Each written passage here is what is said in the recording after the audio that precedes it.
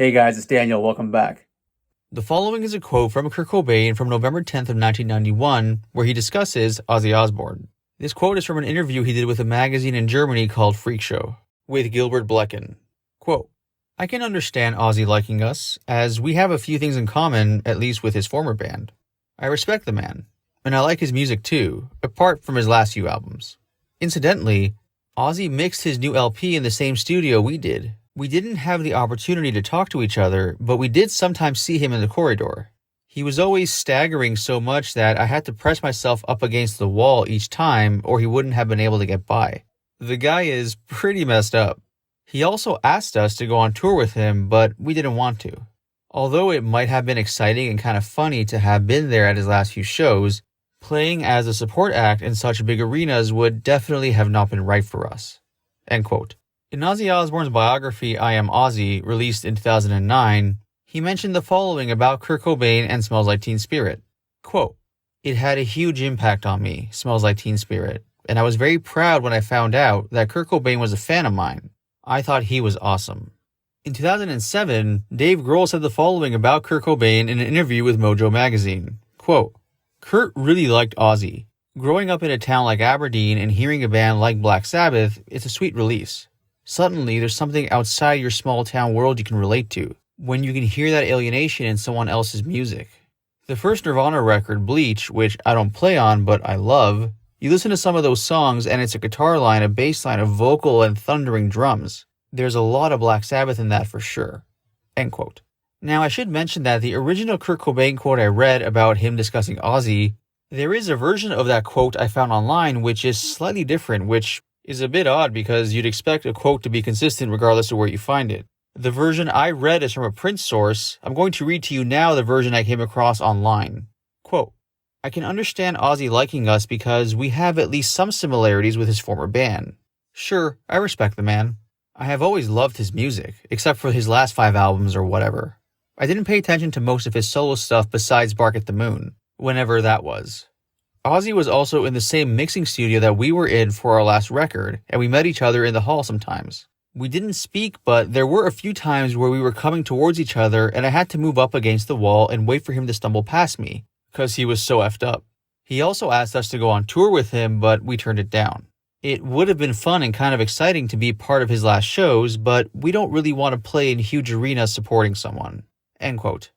Now, Kurt Cobain isn't the only grunge legend Ozzy Osbourne has a connection to. He also has a connection with Layne Staley. As a matter of fact, there's a funny story behind that.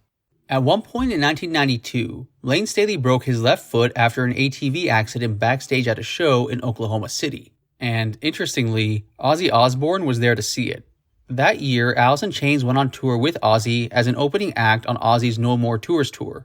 They toured with Ozzy from various points between August to November of '92, so this incident had to have taken place at some point in that window. Despite his broken foot, however, Layne Staley didn't cancel their shows. Instead, he chose to perform in a wheelchair. In an interview from February of 1993, Layne Staley spoke about the accident which broke his foot. Quote, I was riding a 3-wheel ATV bike, and a production manager on the tour saw me riding out his window and radioed to the crew members, some of the crew, to stop me. So, they were all waving their arms in front of me and I was going full speed. No brakes. And I turned and was either going to run into a truck and break my neck or try and jump off. Basically, the ATV ran over my foot. Before I broke my foot, I never moved from the center of the stage as a performer. Once I broke it, I felt I was disabled. So I think it was actually a good thing because it got me working harder and now I could actually move a foot in each direction. End quote. Now, interestingly, in 1992, Mike Inez was not yet the bassist in Alice in Chains, but he was present for Layne's ATV accident because at the time, he was Ozzy's bassist, and Alice in Chains was on tour with Ozzy. According to Mike, Ozzy Osbourne thought Layne Staley breaking his foot was hilarious. Quote, Ozzy was watching from his dressing room window. He said it was one of the funniest things he'd seen in his life. This guy breaking his foot. It was hilarious. End quote. In a 2016 interview with Dean Del Rey on the podcast Let There Be Talk, Jerry Cantrell shared his recollection on what happened. Interesting little detail. Jerry recalls that Layne was riding a 4-wheel ATV. Whereas Lane himself, as mentioned earlier, recalled that he was riding a 3-wheel ATV. Unless some sort of photographs, video, or other tangible proof is available somewhere regarding the accident, it's impossible to know for sure who's correct. But in any case, here's what Jerry had to say. Quote, "He wrecked on the 4-wheeler behind the stage. You know, what's really funny about that is he didn't miss a show at all. He played with a broken foot that night on crutches, just kind of singing into the mic. He went and had surgery the next day, put a couple of pins in his foot, pretty much the same break that Axl Rose had at the beginning of the GNR tour. You've got to roll with it and make it work. Lane did. And he had that sort of creepy, dark, insect sort of vibe anyways, so we put him in a wheelchair and brought all this dressing room furniture. We put a little living room out there so we had places to go, sit on the couch, and sing. He played it up and went with it. That's another thing. When we got to do those shows with Guns N' Roses in 2016, when Axl fell out the Troubadour and broke his foot, pretty much the same break as Lane, and the guy, he dealt with it. What do? Dave Grohl comes in with a throne that he had to ride when he broke his foot, and he did it. In a weird way, I've never heard him sing better. All you can do is sit there and focus and sing, and it's not that the guy is a wild or bad singer anyways. He's one of the best and most consistent I've ever heard. But I remember talking to Duff and Slash about that. The same thing happened to us with Lane." End quote.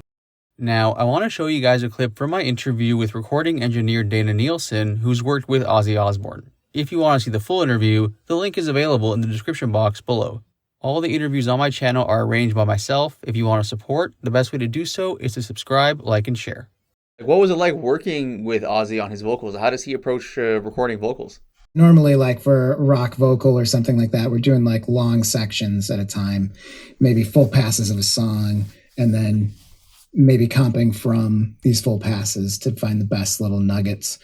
But he likes to double, like he's got that effect, that is signature. Part of that process is grabbing these doubles like right away, so it was kind of like building the doubles immediately, which was neat. Getting a chance to record Ozzy was crazy. And like crazy in a like, wow, this is wild. I love it. Was he all there? Was he like coherent? Yes. Okay. There's like it's easy to think, because like his speech and his accent and stuff, and you kind of wonder the same thing, but he's cracking jokes and stuff like that, and you're like, oh yeah, I see what's going on. You know what's up. Sharp as a tack, that guy. So were there any particular mics you guys preferred using with Ozzy? Was there anything in specific that you remember? I don't remember, but I kind of remember that he was in the control room right next to me, and usually that's a dynamic mic, like oftentimes an SM7, sure, or 58 or something like that. If it's in the control room, it's usually an SM7B. We did them in the control room, so it was like just Rick and Ozzy on the couch, and just a few feet away, and working at the console, quickly putting together these doubles. It's a fast way to work that you can really hear a sort of finished sounding result pretty quickly by stacking things up as you go. That's like seems to be his process, That's cool. Kind of, which makes sense. If you sing one thing this way right now, catch it while it's fresh, Mm-hmm. And so it was a matter of like, in Pro Tools, we're often like playlisting where we're, somebody sings something, and it's great, and you want another take. It kind of goes underneath the previous take in this sort of like stack of history, sort of a historical stack, and then you can shuffle through all those stacks. And that's kind of how you start putting together the pieces of a comp. In Ozzy's case, that stack was twofold. So it was like two tracks paired together. So each time we'd, do a new take, it would be two new vocals. And so the doubles were tied together. So even if we went back like 5 takes to hear something, it would be 2 tracks 5 takes ago, so that, they match up. And the 2 tracks of his acted as a single performance. They're kind of married together. Interesting. Do you understand what I'm saying? Yeah. Was that his recommendation to do that, or was that something that? If I remember correctly, that was like, yeah, this is how I'm used to doing it. You give me double right away. Like, sure. That's funny. And then I look at Rick and be like, hey, I need a second. I got to make another couple tracks. I'm gonna make a group and do this. Okay, yeah, do your thing. That's all right, funny. we ready? Let's go. That's pretty good. It's kind of like always in the studio, like just thinking on your toes, as fast as possible, trying not to screw up. And yeah, that's funny. It's a lot of things. I come home and depending on the day, once you get into overdubs, things kind of like your stress level can, I'll often say like, I've just been on like red alert for 16 hours, everything went great, but it's like, you're just like, who needs what? What am I hearing? You need this? Okay. Can you run out there and switch the headphones up? Okay. I'm hearing, you need more of this in your headphones. Okay. Let me dial this in. It's like a long period of time usually of just like, you want everything to be smooth. You want everybody to be happy. And that's the gig, but sometimes you come home and it's like, yeah. Wow. That's funny. Usually it's for all that heightened awareness, it all goes really well and smoothly, but you're still like just brimming with like adrenaline and No, for sure. When Ozzy was singing, would he do like a 20-minute section, take a break, 20 minutes, take a break, or would he go for a few hours straight? I feel like maybe an hour or two or something like that, or maybe like working on a song for an hour and maybe like a half hour of intense going at it. It's at his pace, it always is with any singer, just kind of like, yeah, take a break. It might even just be 30-second 2-minute break, like, all right, let's get at it again. And did you guys do a lot of takes with them? I don't think so, not that I remember. Like I say, it was sort of, I keep everything rolling, like recording every take, and I'm making as many of those playlists, like I mentioned, as needed to keep absolutely everything.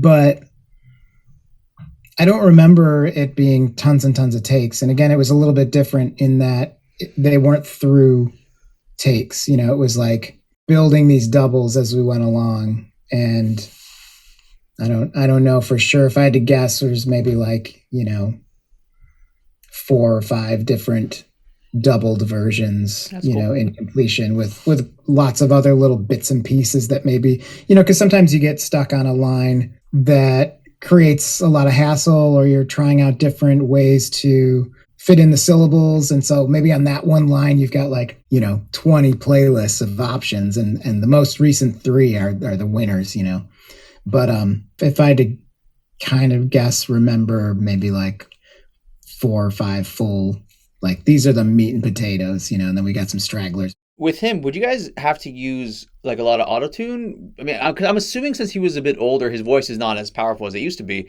Did you guys have to do like a lot of correcting afterwards, or was he more or less like what you hear on the record is kind of what he was doing in the studio? That I don't remember either, but like I don't remember him being particularly off in any way. I definitely, as part of my typical workflow for, most projects, I'm in Melodyne on some stuff. I don't remember his, level of need in that area. Everybody, myself included, tends to have some. And my approach to that is always as light as can be, to maintain, the actual performance. So yeah, I don't remember. I know what you're saying, mm-hmm. but I don't remember it being like, a particularly dire situation where like, oh damn, you can't really do it anymore. My feeling, my takeaway from recollection is like, that's Ozzy, and he's fucking doing that Ozzy thing. Yeah, and it sounds awesome. That's cool. Yeah, that's kind of my recollection. It wasn't like, oh wow, this is a train wreck. No, not like that at all. That's it was cool. It was again just kind of like, damn, there's that voice and it's doing that thing and it's right there. Yeah, no, I hear you. So was there anything unique about his approach to recording vocals? Like, did he do anything that kind of stuck out to you? Not at all. No, it seemed like easy and relaxed, just normal, honestly, just like normal dude, like not high maintenance, not, dramatic, not chatty, just, He wasn't chatty, really. Interesting. No, I mean, like not in like a out of control way, Okay. just like, all right, those are lyrics. Okay, let me see, let's give just very like, let's do this. Yeah. Did you ever not understand what he was saying? Pardon? That's funny. Did you ever not understand what he was saying? Oh yeah, I'm sure. Yeah. Yeah. But and then you also kind of, can rewind in your mind and be like, did he just say I think he did just say that, and like, obviously I was late to the game and kind of came in to fill in for, several days or a week or something like that. So I think for me, especially, certainly the other, band members and Rick, I think may have followed along a little easier than me. That's funny. Did You they know that this was going to be the last Sabbath record? I don't think so. Yeah, no, I don't think so. I mean, I think it was always an amazing feat, just knowing that they're doing it again. Mm-hmm. So I certainly never heard any mention of like knowing that during. You know what I mean? No, that's fair enough, man. What was the funniest thing you remember from Ozzy? Just a sense of humor. And I don't remember any like specific jokes, but I remember that's kind of what surprised me the most,